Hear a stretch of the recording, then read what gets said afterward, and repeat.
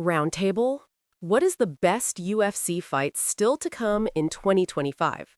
Welcome to Fights, the ultimate home of UFC breaking news. Friends, I work tirelessly to share true and updated news with you. I may not have the resources for fancy videos, but your support keeps me going. Please subscribe and stay with me. Your love and views help me care for my family.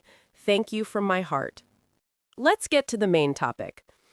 It's been an eventful 2025 campaign for the UFC, with dominant champions changing divisions, new stars staking their claim to title shots, and established stars continuing to build their legacies. Even with marquee names like Jon Jones and Conor McGregor remaining out of the picture, despite their best efforts to convince us otherwise, the world's preeminent MMA promotion hasn't missed a step, at least as far as profit margins are concerned. There are still plenty of meetings to take place inside the Octagon over the next 2.5 months before the UFC White House talk ramps up even more. So MMA Fighting's Alexander K. Lee, Mike Heck, Jed Meshew, and Damon Martin teamed up to pick the fights we're most looking forward to before 2026 rolls in. The November 15 UFC 322 main event feels like a fitting climax to the 2025 pound-for-pound debate, though Alexander Pantoja may have something to say about it in December. With Makhachev, Della Maddalena, Ilia Topuria, and Merab Dvalishvili all making their case to be considered the #1 guy in all of MMA. Sure, making Topuria have to beat Makhachev to win the lightweight belt made a ton of sense. But once Della Maddalena beat up Makhachev's buddy Belal Muhammad, the stage was set for a mega fight no one even considered 12 months ago. And the way Della Maddalena handled Muhammad makes it much easier to imagine him dealing with Makhachev's wrestling and defense, especially given the size advantage JDM will have on fight night. Makhachev is the deserved favorite and could well run through Della Maddalena. I doubt it. But if he puts on a career-best performance, we're going to have a serious conversation about whether he's surpassed the accomplishments of his mentor Khabib Nurmagomedov. Heck. Looking at what's currently on the books, I thought there were a few more compelling choices, honestly. But since it's the best division in the sport, and because it's a big one, I'll go with the UFC Qatar main event between Arman Tsarukyan and Dan Hooker on November 22nd. Let's be clear, Tsarukyan shouldn't even be in this fight, as he should be fighting Ilia Topuria for the lightweight title.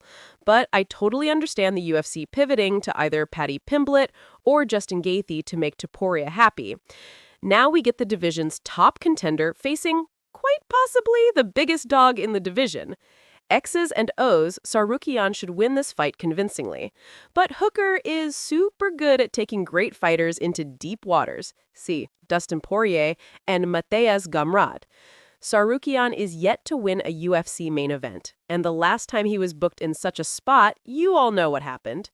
A win here should lock up Tsarukyan fighting for the title in 2026. For Hooker, a win here puts him in a great spot. He may not get the lightweight title shot, but he'll most certainly get the BMF title shot against Max Holloway. The stakes are high, and there's no way this fight isn't fun. Meshew. So the honest answer is whatever headlines UFC 323 in December, because mystery is the heart of excitement. Who doesn't love a mystery box, after all? It could be anything. Perhaps the UFC ends its ESPN deal with a bang and books Islam Makhachev versus Ilia Topuria. You never know. But in the absence of choosing the great mystery, I shall default to the one true answer: Valentina Shevchenko versus Zhang Weili. Shevchenko versus Zhang is not just the best fight on the books right now, it's the best fight, on paper, that the UFC can make in the entire sport. That's remarkable. But more than that, this isn't just a pairing of the top two women in the sport. It's a matchup of the two of the 4 greatest women to ever compete against each other.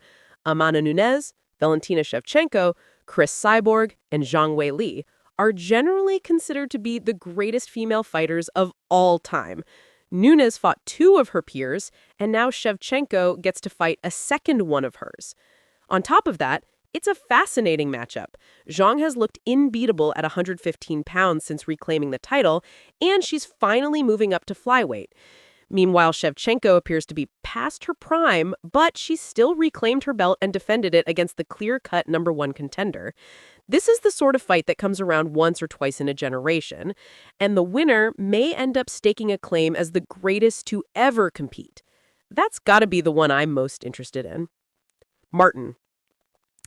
It's not the sexiest answer, but for me, it's the UFC Qatar co-main event between Belal Muhammad and Ian Machado Garry. Actually, this should probably be the main event, or at least a 5-round fight, because the stakes are high for both men.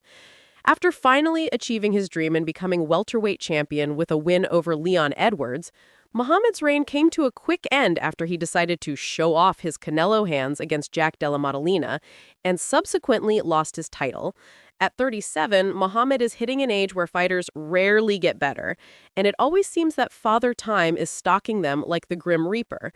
If he ever hopes to get back into title contention again, Muhammad has to win and shut down a guy who won't stop talking between now and November. Garry has been telling anybody who will listen he's destined to become UFC champion, and while he came up short in his first bid at earning a title shot when he fell to Shavkat Rakhmonov, the Irish welterweight has a new lease of life after picking apart Carlos Prates and now getting Muhammad as an opponent. Rakhmonov has effectively disappeared, and the only other person who could make a compelling argument for a title shot would be Sean Brady if he keeps building on the momentum of his own win streak.